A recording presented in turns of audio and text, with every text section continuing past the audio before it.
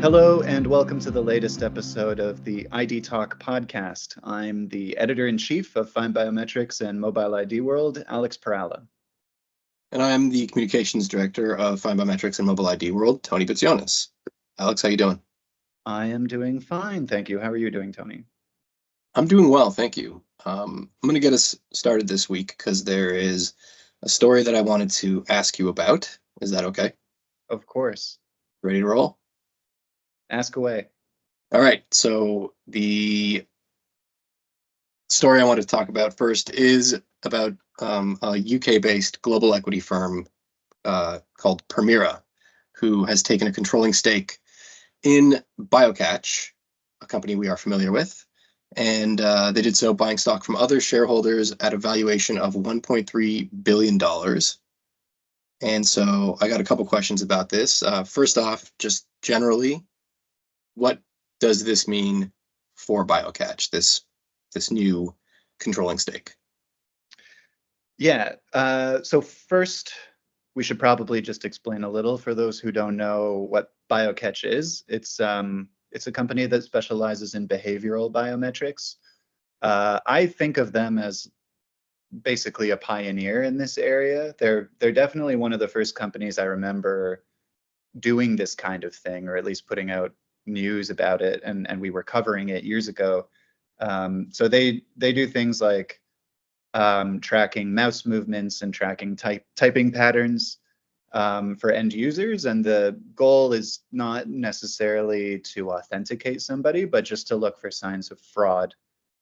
So they were pretty popular. A lot of banks in particular have implemented their technology, and they basically usually frame it as an extra security layer on top of whatever authentication mechanism they're using. So they've got a big customer base, and the effective acquisition by Permira, it's being framed in a couple of different ways, but in terms of like the business logic of it, it seems like they're positioning for some sort of IPO. That's like specifically how they put it when they were talking to a domestic outlet. They're based in Israel, and they were talking to a magazine that covers the Israeli tech industry in particular. And the way they framed it, both the gentleman leading the acquisition for Permira, whose name is, I believe, Ran Meidan, and the CEO of BioCatch, whose name is Gadi Mazur, they both more or less said, we're positioning for an IPO, and this is the best way for us to do that. And there was a lot of emphasis of this is the right valuation heading towards an initial public offering. Right. And so, yeah, you did allude to this a little bit because you mentioned that it's being framed in a couple different ways. And one thing that stood out to me, I found it a little odd, or I was just a little surprised to see it, is Mr. Maidan, who you mentioned. He kind of went out of his way to politicize this investment when speaking about it. And I'll read you his quote. His quote is, and I quote, "Permira's previous investments in Israel contributed to the fact that there is no fear of carrying out the BioCatch deal in the midst of the war. BioCatch will continue to grow here, pay taxes here, and we will not take it out of the country." I just was surprised to read that for no other reason other than I didn't see why he needed to go down that route to politicize this. What are your thoughts? It is unusual. That was striking to me as well. And yeah, I'm not totally sure what the logic behind the statement is. It could simply be a sense of nationalism, or some people would say Zionism, on the part of the Permira gentleman. He is the head of Israel for Permira, so he seems quite passionate, at least that's how he comes across, about supporting Israel's tech industry. It could be strategic as well in some way. It's just not obvious to me how. It could be like a way, it could be symptomatic of a bigger rallying kind of sense among Israeli tech companies. Right. I mean, there's only so many biometrics companies based in Israel, so I haven't seen enough from other companies to really say that this is a trend or anything. But yeah, I don't know. My read is that he might just simply be passionate about supporting his presumably his country. I think he lives there. He's certainly based there professionally, and it is kind of it does reflect in an interesting way how the conflict is kind of affecting the broader tech industry. Hmm. Like Israel is an important hub for tech innovation, but also like just beyond that. I mean, we saw recently Google had a group of, I don't know how many, a fairly large group of protesters who were Google employees who kind of did a sit-in in Google offices protesting a cloud computing contract that Google had with the Israeli government.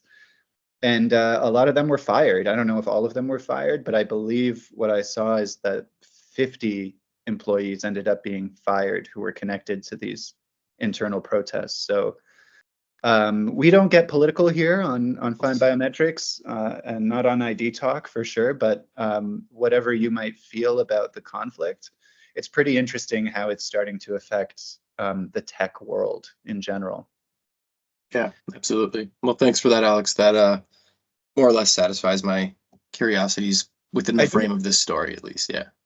Yeah, I don't want to go further down any there's particular road here, but I do want to mention that we don't know anyone at BioCatch. I mean, I haven't spoken to anyone there in a while, but I have interviewed somebody who was quite a high profile figure there years ago, Frances Zelazny, who went off and started her own startup over the last few years called Anonybit.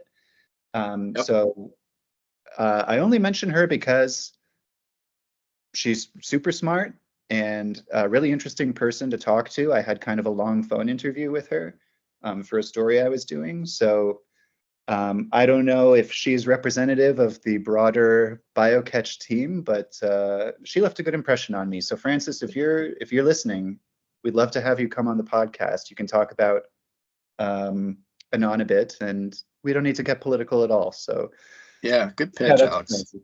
Frances, come on, join us anytime you want.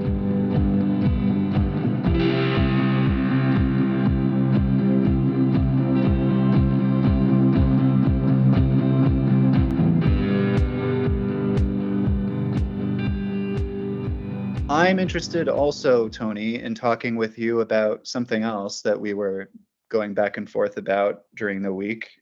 This MTA article in New York. MTA is New York City's transit authority. And we had a story published about the fact that they had an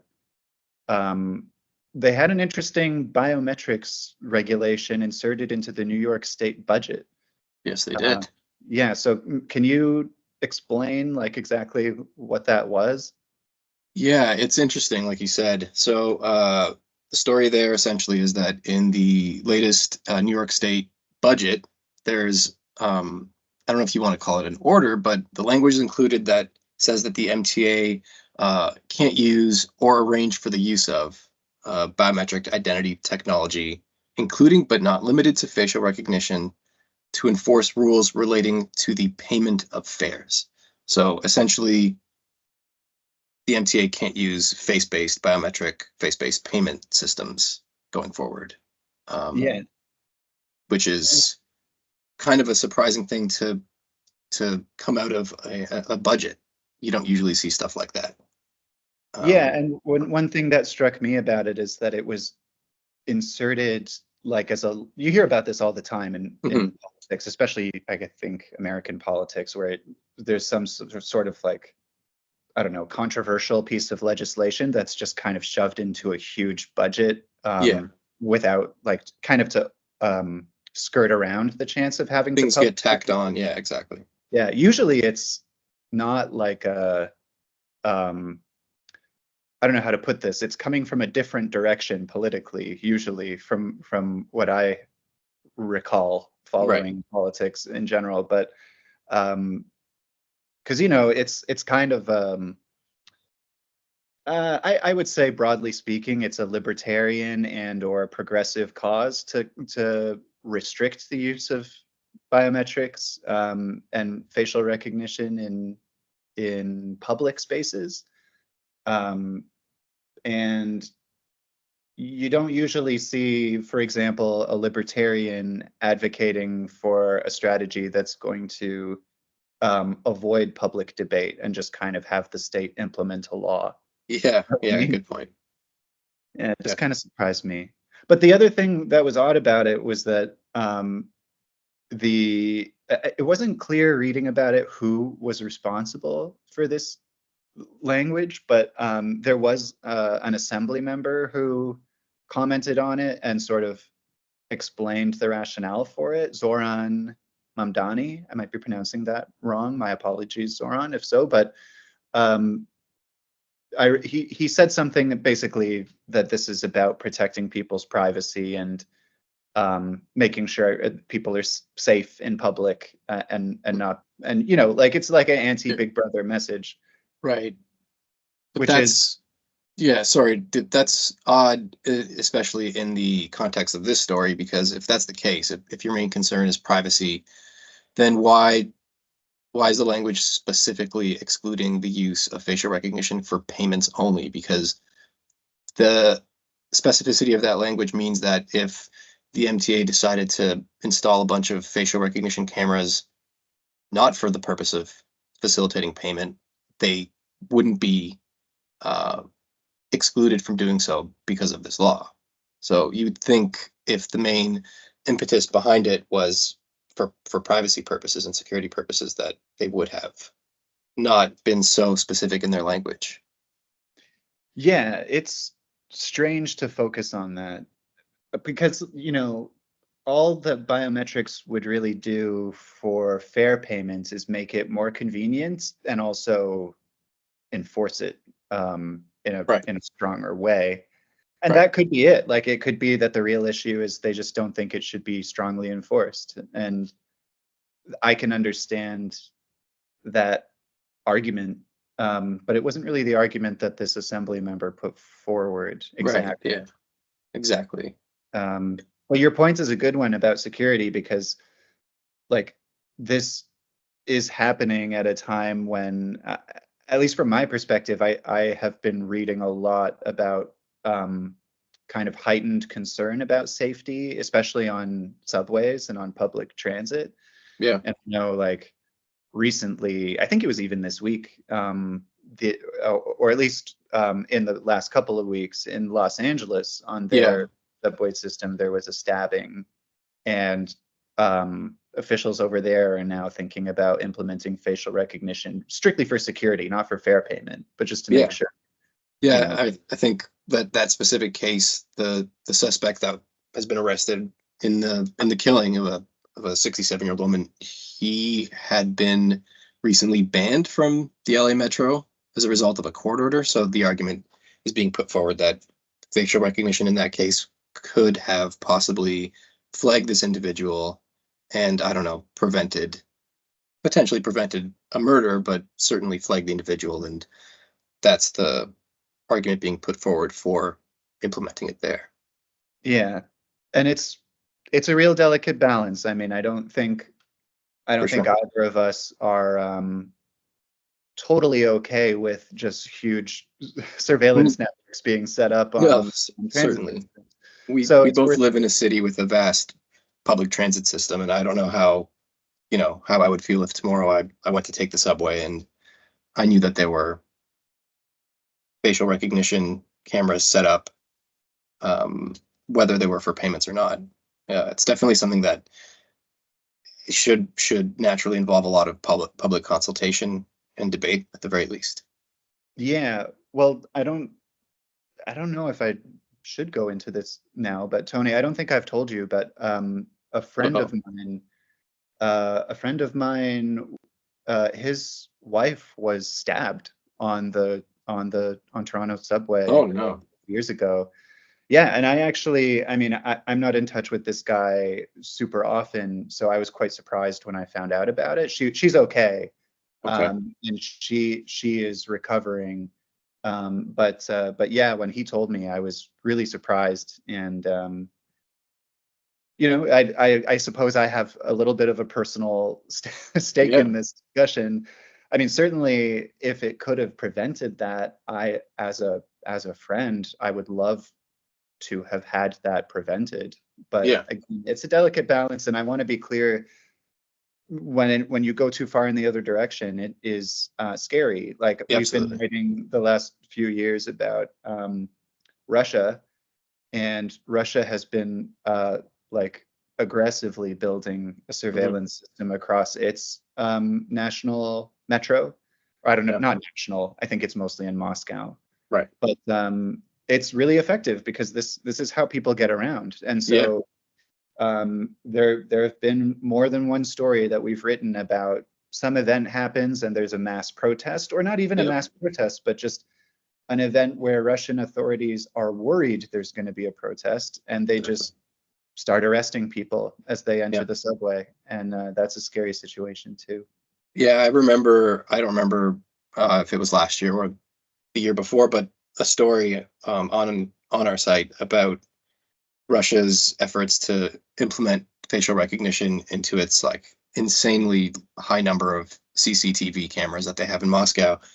And I think there were a few specific cases of people who had been involved in protests at one point or another, in fact, getting arrested because they had been picked up on these cameras. And I mean, it's Russia. Like, I don't know what recourse there is if you do get arrested. Mhm. I wouldn't feel too confident about my chances to argue that down to like a ticket or something.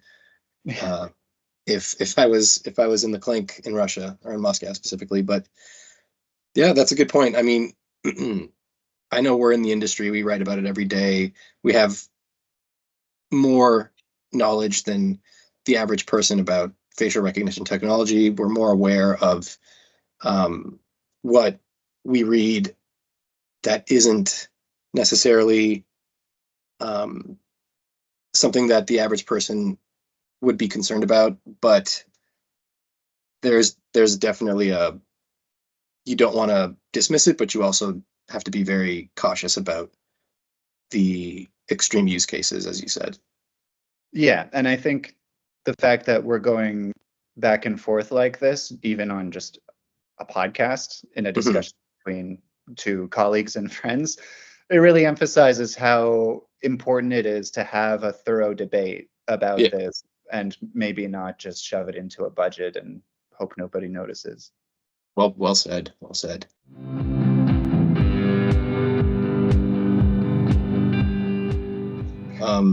Now I know there's one more story you want to talk about that uh, you feel very, I don't know, but strongly about is the right term, but maybe it caught you in the right way. Do you want to give me the gist of that one?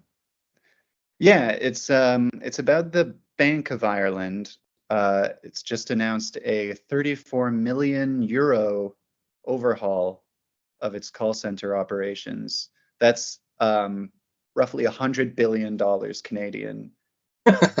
And the big focus of this effort is implementing a voice-based authentication system for its call center. So the idea is just a customer calls in, and um, if they're already registered as they talk to an agent, Mhm. they are identified. It's like way more convenient than, going through like a long question and answer thing where you have to remember your mom's maiden name and stuff like that. So Who's got time to remember anything about their mother, right? indeed. So it's a very at this point it's a fairly widespread kind of thing. Like, major banks have done it: HSBC, Wells Fargo, Barclays, Santander. Um, a lot of major banks have done this, but it was much more of a trend from my point of view a few years ago. I think that this started to really become like popular in maybe 2019, around there, 2020, and then I honestly haven't really seen a lot of news about this lately. Not over the last couple of years. And it's just kind of funny to me because the Bank of Ireland is coming out. They really highlighted it as a huge technological innovation and overhaul. And yeah, I have a quote here from Bank of Ireland retail CEO Susan Russell. This investment equips colleagues with the latest technology to provide better and faster resolution of calls. It will make things faster and better for customers and for colleagues. That's probably true. But this is such an awkward time to announce something like this, because last month, OpenAI, or maybe it was March. No, it was April. Yeah, it was like 3 weeks ago. OpenAI announced that it had a voice generation model, which is basically their voice cloning model. And they were like, we just need 15 seconds of speech and we can clone your voice. That's the thing that jumped out to when I was reading the story, was like, oh, I don't know if this is the best time to be proudly promoting this this new investment. No, and OpenAI specifically said maybe banks should reconsider using voice authentication. They were like, we're not even going to make this like publicly available because we're a bit worried about what's going to happen if we do. I was going to say, didn't they say they were holding back on releasing it for a while because of the potential abuse, misuse, fraud? They're basically doing like a limited beta or something, or it's by invite only. But yeah, they are worried about how it's going to impact the world, and so they are not just going to release it. So I don't know, like, who knows? It still might be for the good that Bank of Ireland sets up this system. Like, it's still harder today to mimic somebody's voice than it is to just like figure out what their password is and their mother's maiden name. So I don't know, if maybe they remember it. Yes. But on balance, it might be, still better to just go forward with this. But it's awkward timing. Yeah, I mean, I agree. All right, Tony. Well, as I was telling you before the call, I am about 2 years into reading Ulysses by James Joyce. Yeah. I'm a big fan of Ireland, so I hope this Bank of Ireland deployment works out for the best for everyone. But because of your newfound affinity for Ulysses and the Irish. I mean, Banshees of Inisherin was really good too. Did you see that? I haven't seen it yet. It's really good. It's, really funny, in my opinion, but some would say also very sad. Anyway, on that note, it's been a real journey on today's podcast. It's been emotional. We got political, we got emotional, we talked about the Irish. I'm dressed like a pint of Guinness right now, so maybe I'll just go have one. Yeah, that sounds nice. Sounds nice. Okay, well, you enjoy that. Enjoy Ulysses for the next couple of years. Thank you. And thanks everyone for listening to the ID Talk podcast, and we'll be back again next week. Thanks, Tony. Thanks, Alex.